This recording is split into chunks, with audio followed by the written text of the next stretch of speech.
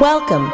You're listening to a podcast brought to you by Jesus House Dallas, a member of the Redeemed Christian Church of God. Be blessed. Apologize. Chapter 10. Praise the name of the Lord. Father, we just thank you once again this morning for the privilege of coming before your throne of grace. Thank you, Almighty God, because indeed you're a faithful God. Your word says where two or three are gathered in your name, there you are in their midst. Lord, this morning, O God, come and speak into our hearts in Jesus' name. Father, O God, a word in season, a word fitly spoken, speak unto us this morning in Jesus' name. Father, we thank you and we bless you. We give you all the praise and for all that you would do in this place today, O God. We say, let your name and your name alone be glorified. For in Jesus' mighty and matchless name we pray. Praise the name of the Lord. Last week we were talking and reminding ourselves that Pastor has been sharing over the past couple of weeks this thing about the new covenant that we have with God. Amen? Am I speaking to folks who were here last week or a new set of people? Praise the name of the Lord. I hope I can't see your face very well because of these lights. I hope you can see mine. Amen. And so last week we as it were, took a pit stop and talked about us recognizing the fact that there was an enemy, as it were, that still exists, that is still interested, as it were, in derailing us. Amen. And so last week we looked at what I would call the enemy without, or the enemy outside of us. Okay. Today we want to look at another enemy. This time is the enemy within. Amen? There's an enemy that exists outside of us. But there's also a second enemy that we have to contend with this new covenant that we are engaged with God in. And he's called, and I want to call him the enemy within. And so let's look at 1 Corinthians chapter 10.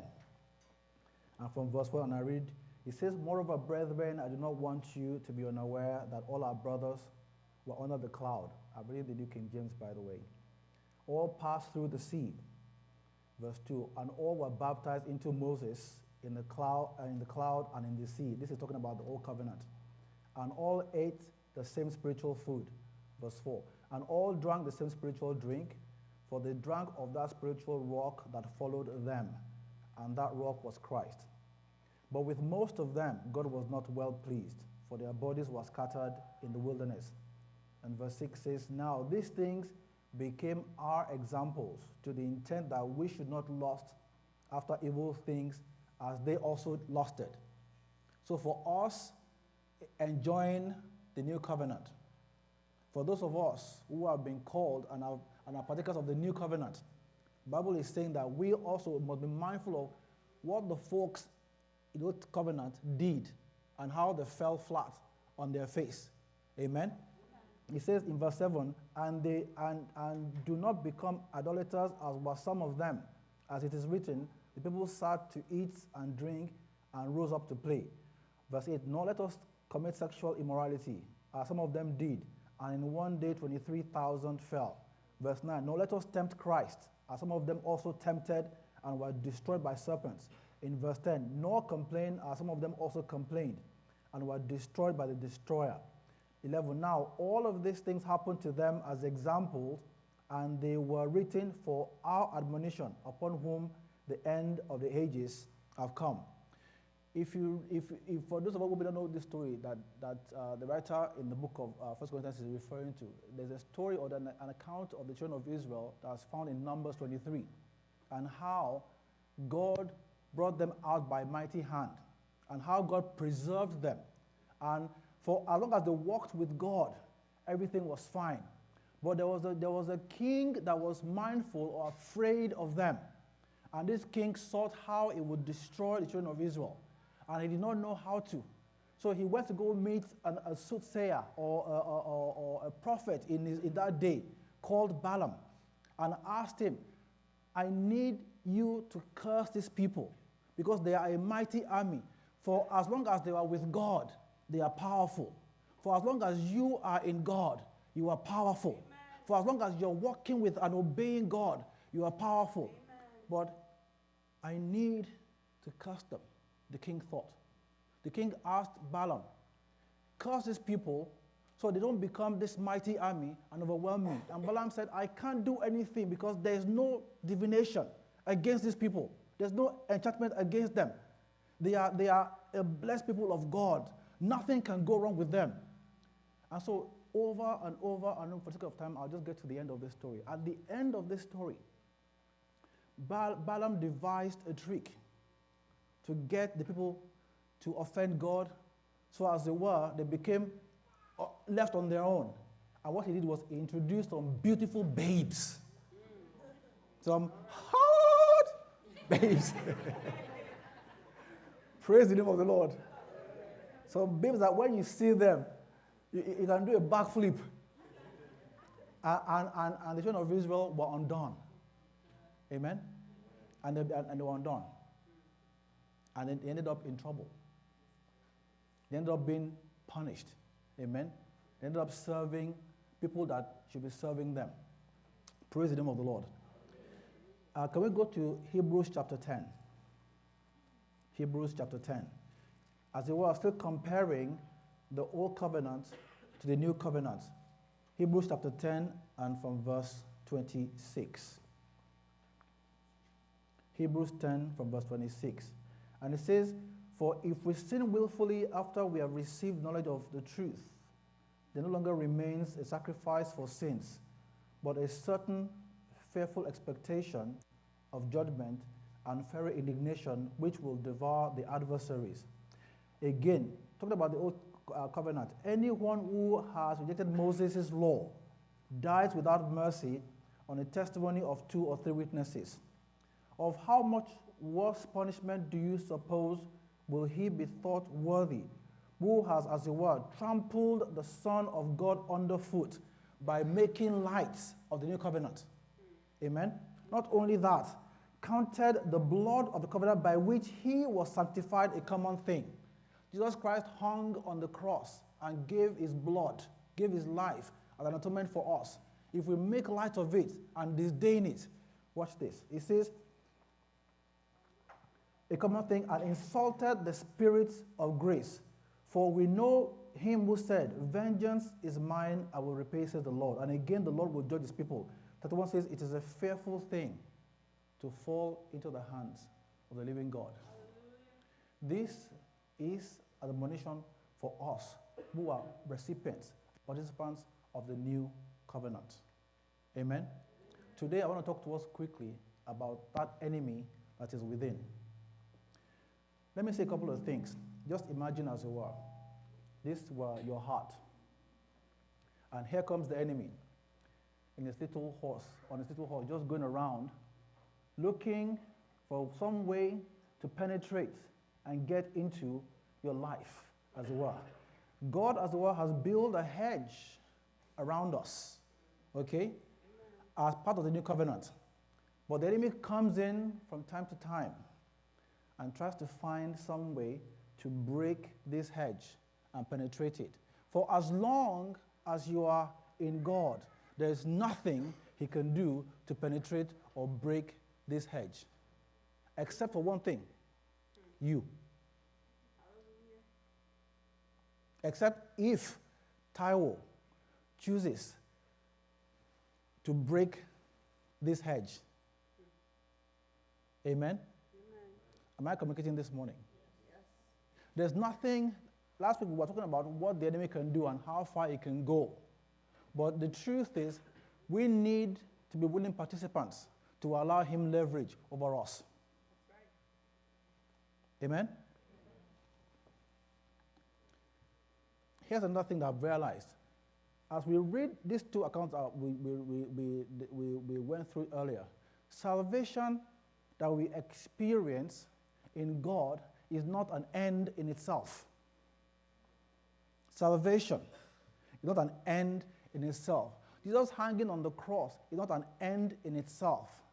If you were to remind yourself, the Bible says in the beginning, in Genesis chapter 1, verse 26, it says, let us make man in our image and in our likeness. Then let them go as they were and have dominion over the fish of the sea, the birds of the air, the creeping things of the land, blah, blah, blah. The first primary thing that God did was let us make man in our image and after our likeness. Do you know what that means? When Jesus brought those folks out of Egypt, was to take them to the place where they fulfill this purpose. But they missed it by the way of sin. And God, realizing that we can't do anything, then sent Jesus to die on the cross towards salvation. So that that means is when sin rears its ugly head, salvation acts as a hedge so that it doesn't have any play or any role, and we are not disqualified from going to fulfill that very original purpose to begin with. Am I communicating this morning? Yes. So salvation is not an end in itself. It is a tool to get us back to the original intent that God had in mind. Amen? Let me ask you again. Do you know what it means? Food for thought. When God says, let us make man in our image after our own likeness. It means you're meant to be like God. The Bible says in Psalm 82 verse 6, I say you are gods. Because you are a friend of the Most High God.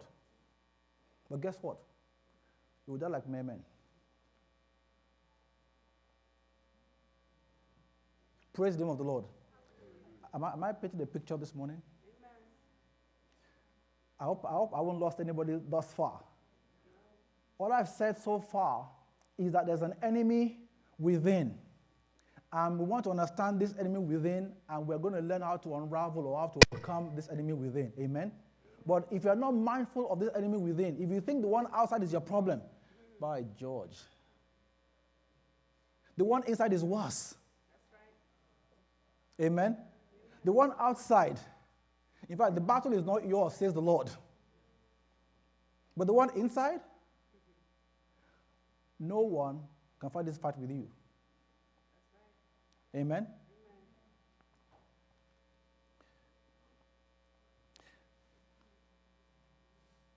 The idea or what God had in mind when he says the image, is that we should make man in our image and our likeness, means that you and I are supposed to reflect, to reveal the attributes of who God is.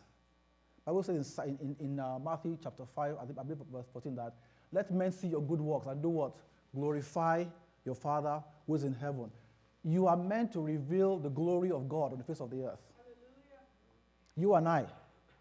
Now, I'm not saying this because I am revealing it, okay? So that I know and I've been there and I've got the teacher to prove it.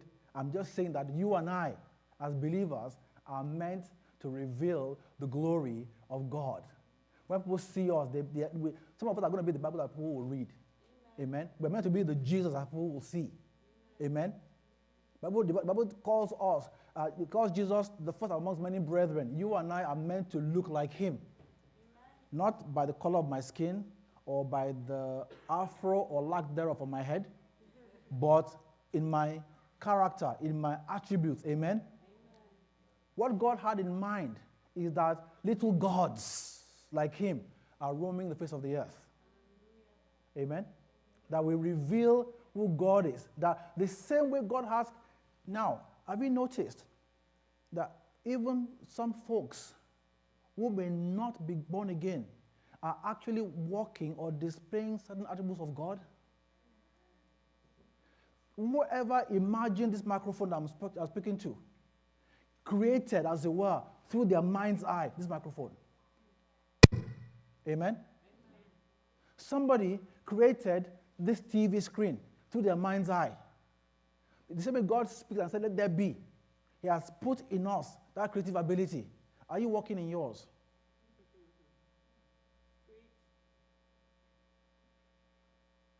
Seriously though, are you walking in yours? Am I walking in mine? Just some food for thought. There are times that the will of God or the purpose of God in a man's life can lead us to a place of great pain and discomfort. And you're smack in the middle of God's will for your life.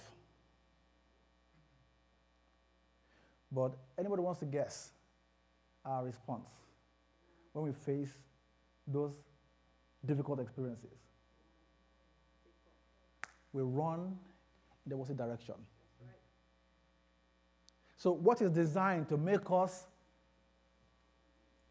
look like God or become like God, we run away from. Amen? And so we read the covenant to suggest that it's a one-party covenant. So as it were, let's assume, open up, please come. So this is God. Pastor was describing covenant as a contract. Am I correct? As a contract where, now, if you notice in the contract, two people sign this contract, correct? It's never one person signs, another person is just looking and says, well, we have an agreement. Two people have to sign. Now, here is the issue that we often conveniently forget. God says to me, Taiwo, that I will never leave you nor forsake you. In fact, I'm glad that we sang that song today that Obina was mentioning and saying that phrase repeatedly. That phrase occurs in the Bible 8 times. I will never leave you, 8 variations of it. Whether somebody praying and reminding God, or God saying it, or somebody using a variation of it. It appears 8 times in the Bible. 7 of which are in the Old Testament. Here's the shocker. They died, the body was scattered all over the wilderness. It occurs only once in the book of Hebrews chapter 13 in the New Testament. 7 times that phrase occurs in the Old Testament. But guess what? Their bodies were littered in the wilderness because they broke the covenant. So Obina says to me that I will never leave you nor forsake you. I've got these great plans for you. Sign dotted line. This is your piece, okay? And so here comes Taiwo, and he says, what you've got to do is remember that I made you in my image after my likeness. And you're supposed to be like me. I say you are gods. I said that earlier. So I'm supposed to come in here and sign the same covenant. I said to us earlier, Jesus' death on the cross does not absolve me of my own part of this covenant. Jesus' death on the cross replaces me sacrificing bulls and horn and cows and chickens and goats. But Jesus, once and for all, so I don't have to keep doing that repeatedly every week. I'm going through pastor or going through the priest. Jesus did a once and for all ultimate sacrifice. That has not absolved me of walking in righteousness. Amen? It does not absolve me of walking in holiness. Amen? But all it did was it acts as a head. So when sin rears its ugly head again, I don't have to fall. And if I fall, I can plead that blood. Amen? But the truth is, I'm meant to be more like Christ as I go along this journey. So after the covenant, but when I finish signing the covenant, I tell Obi, you are God. I'm going to hold you to everything that you have said you will do. But I don't have to do anything. I just have a good old, jolly old time. Like those folks that the babes hindered. Here I am again. The same issue that they dealt with. They were waiting for my admonition. I now ignore those things and repeat the very same mistakes that they did and call my God a fool. Am I communicating this morning? So understand that the new covenant, while it's good, while it's amazing, while it has better things, it does not do away with my responsibility to grow and mature in Christ. Amen. Praise the name of the Lord. Hallelujah. Thank you. The last thing I want to say about that is that our minds are so powerful. The Bible says in Jeremiah 17, verse 9, that our hearts are deceitful and desperately wicked, above all things, that who can know it? Amen? Our minds are so deceitful and desperately wicked. And if we're not careful, when we read the word of God and we understand this covenant, we will take this covenant and misrepresent it. I said earlier that phrase, I'll never leave you nor forsake you, occurs 8 times in the Bible. And whether in the book of Psalms, whether it's 1 Kings, whether it's with Joshua, God is saying to the people, I will not leave you nor forsake you. But people took that to mean that we are sons of our Father and we can misbehave, and it's all good. Praise the name of the Lord. Here's my fear, that for us in this day and age, we have come full circle to the same place. We have come full circle to the same place. Now, I'm not preaching to you because I have mastered myself, because I find myself falling to these same issues, but by way of reminder, please, the new covenant does not absolve you and I of our own part of this equation. Amen? Our part is not just to confess the covenant alone, but you have a part to play. Amen? As it were, God will not give his glory. Now, the Bible says God will give glory to the weak, but not to the lazy. Amen? God will give his glory to the weak, but not to the lazy. There's a difference between being weak and being lazy. Amen? Praise the name of the Lord. And so, how do we overcome this adversary or this enemy that is within? How do we overcome this enemy that is within? The first thing that I practice, that I believe is a very good tool, and the Bible says, records this.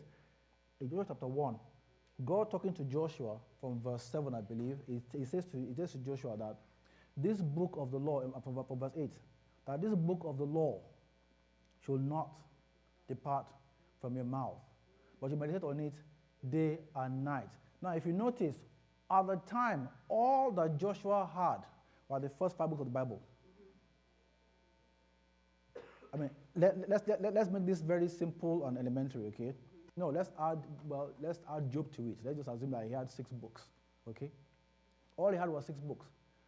And yet God says, this book should not depart from your mouth. You must meditate on it day and night. I found out, if I'm not habitually reading God's word every day, as simple, as elementary as that admonition, as that instruction sounds, if I'm not meditating on God's word every day, but I'm watching the housewives every day, what happens is I begin to think like the housewives.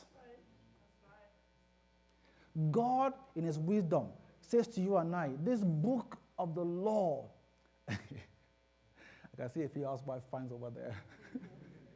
I'm just kidding. Praise the name of the Lord. No, for some of us, it is Fox Sports, it's Premiership League.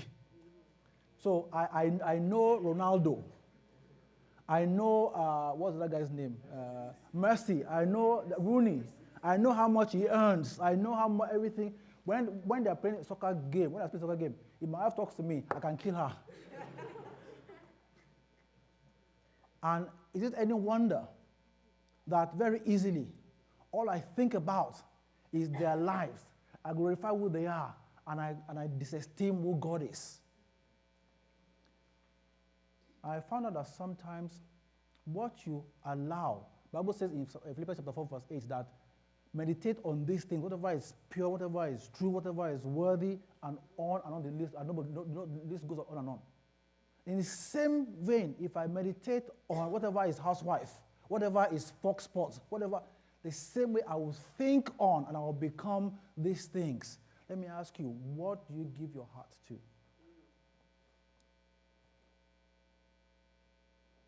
I had a corollary to this. When you read the Word of God,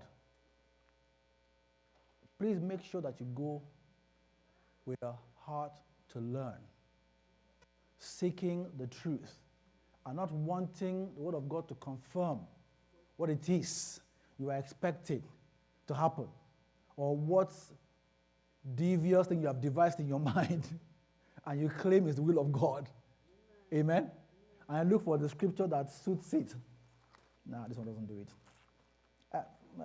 Babe, which one talks about God giving me everything that I want again?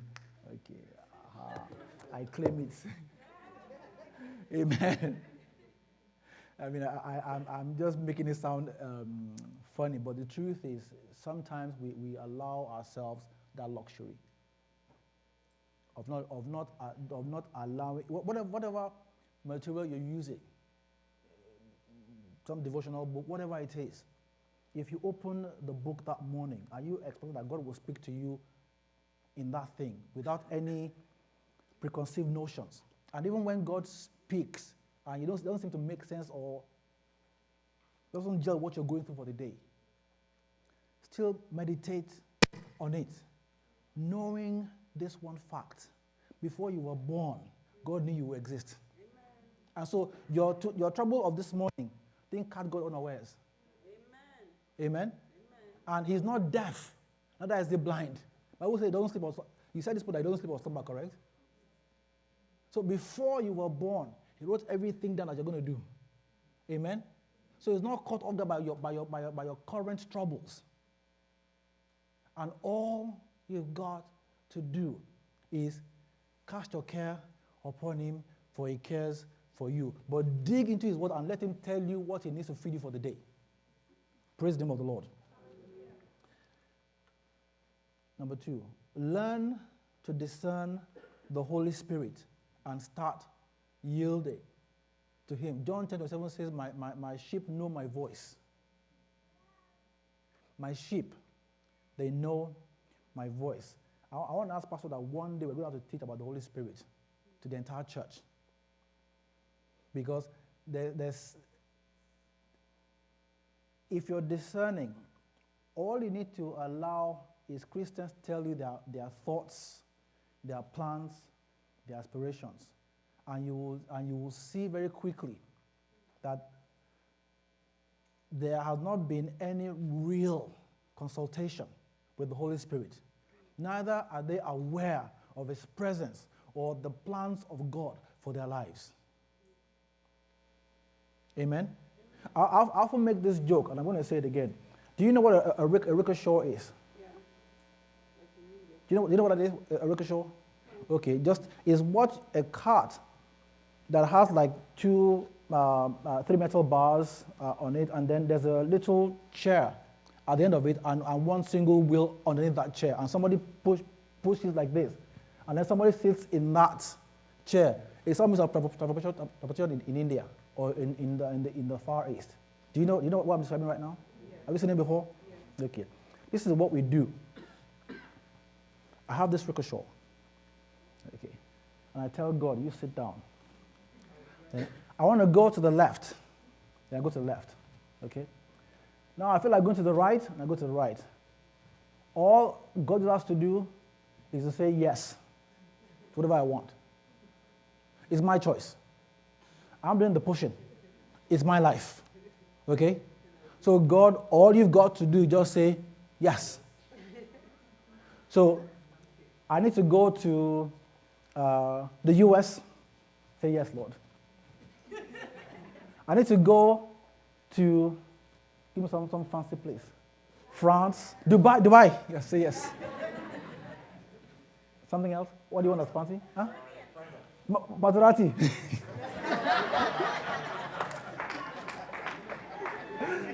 Amen. Amen. And so all you've simply done is look for a God that says yes to whatever I want. Amen. Oh, thank you very much. Somebody just put it very, very, very nicely. I've imagined and done my own God. Okay? So he does whatever I want. Okay? I dictate to you what I want him to do for me. But he says in the beginning, he says, let us make man in our image. Let us make man. If the truth were to be told, most believers think God exists for their use. I'll leave that matter alone for now. Actively pursue the will of God. Actively desire and pursue the will of God. Amen? Actively desire and pursue the will of God. Number 4, for the sake of time. Know yourself. You need to know yourself. There's something called the serenity prayer. I don't know if you've heard of this before. The prayer goes this, it says, God, give me the serenity to accept the things I cannot change. Give me the courage to change the things that I can't change. and give me the wisdom to know the difference. Most believers don't know the difference. Amen? Most of us never desire to know the difference. I want it, I must have it.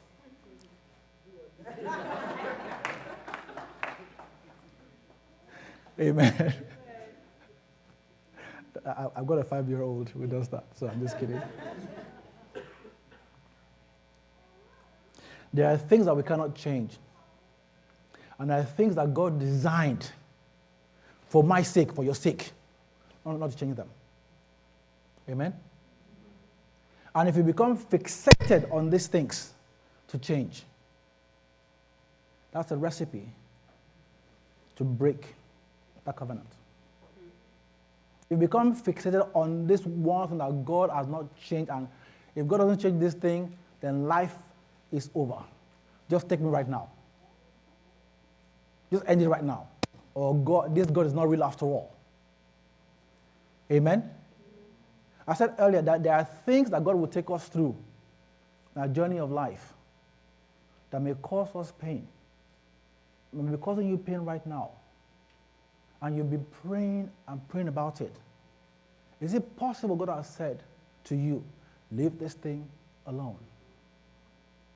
That in your weakness, my strength as God will be manifest.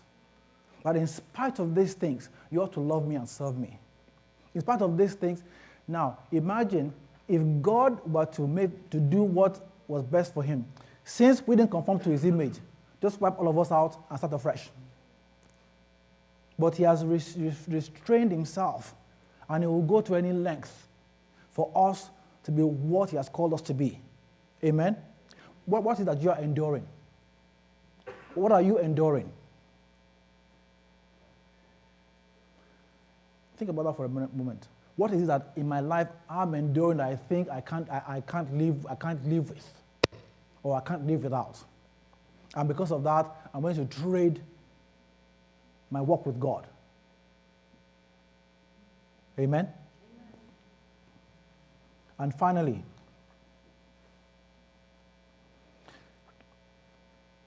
you need to subject yourself to spiritual disciplines.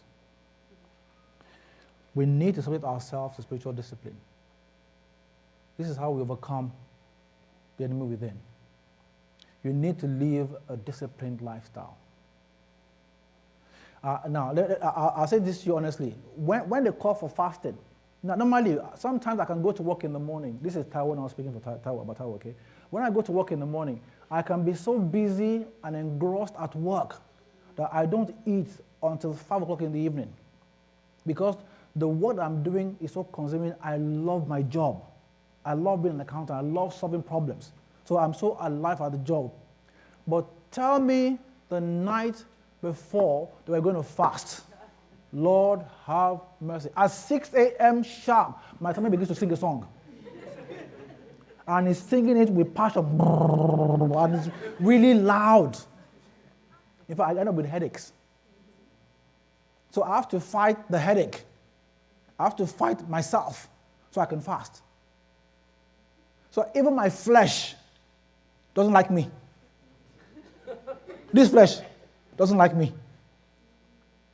But I understand that in that fasting, I'm dealing, Paul says, when we read 1 Corinthians 10 earlier, if you go earlier in chapter 9, from verse 27, Paul says, I discipline myself, that if people run in a race, okay? But we should run to obtain a crown that's not perishable. I'm not paraphrasing now. It says, in fact, to run and obtain this crown, I put my own body under. I have to discipline my body. So that after I preach the gospel, I want to say this. The Bible says, not everybody that says to me, Lord, Lord, will inherit the kingdom, but those that do the will of the Father. The people will say, did we not heal the sick in your name? Did we not do miracles in your name? This is Matthew chapter 7. Did we not do all of these fancy, great things in your name? And it says, I will say to you, get away from me because I did not know you, you workers of lawlessness or iniquity. I'm simply saying this, that you and I should learn to discipline ourselves. For instance, because I preach the gospel doesn't give me a license to misbehave. Amen? But I'm acutely aware of my own frailties as a human being. Amen? But in fact, Paul is saying that after I preach the gospel, I don't want to be a castaway. I don't want to miss this. I don't want to miss this prize. I don't want to miss this journey.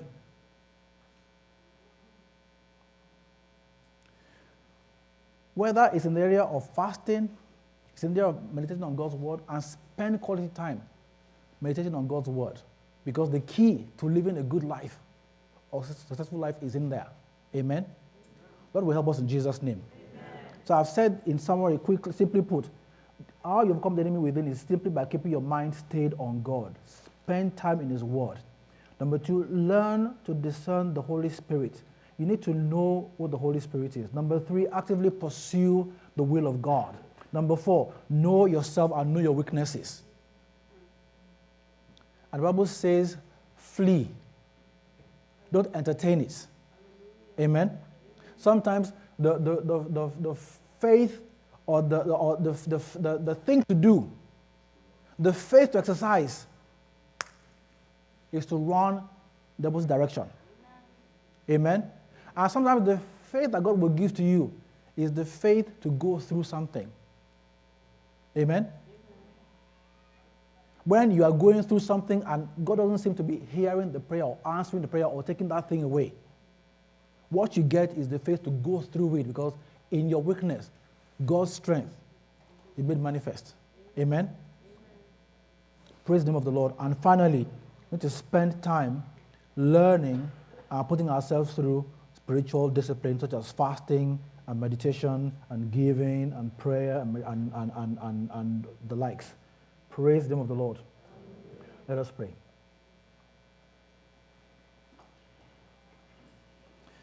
I want you to go before God this morning just for a few minutes. You know yourself. You know those things that you are battling with. The enemy without is oftentimes not the problem, but the enemy within. It's our flesh. It's that individual who seems to want to resist the leading of God or a walk with God.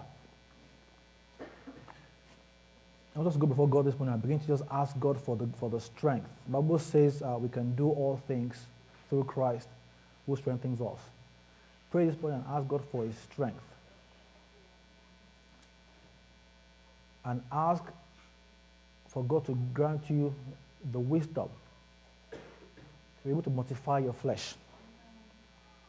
There are things that our flesh cries for that makes perfect sense. That if we were to rationalize it, we will allow ourselves to do those things. But those things, the Bible says, all things are lawful, but not all things are expedient. Some things are lawful for me to do, but they are not expedient for me to do them. They may satisfy a short-term need or requirement, but they derive me a bigger objective. They actually cause me to fall short or to fail on a bigger stage. The Lord will help us in Jesus' name. Father, we just thank you and we bless you. Lord, we give you all the praise and all the glory. Once again, Almighty Father, we commit this word before you. Lord, help us, Almighty God, that this word will not count against us in Jesus' name. Lord Almighty, we know ourselves, Almighty Father. There are areas in our lives where we struggle, where our flesh, Almighty God, seems to triumph. Father, today we ask for the grace and for the strength to overcome in Jesus' name. The Bible says we can do all things through Christ who strengthens us. Lord, that strength, Almighty Father, grant to us in Jesus' name. Lord, like Apostle Paul, Almighty Father, we want to run this race, Almighty Father, and not be a castaway in Jesus' name. We want to succeed, Almighty Father, and enjoy this covenant. Father, Almighty God, more than that, Heavenly Father, we want Almighty God, to be a reflection, to be your reflection, and to walk in your likeness and in your image on the face of the earth in Jesus' name. Father, we thank you and we bless you. We give you all the praise and all the glory. For in Jesus' mighty name we have prayed. Amen.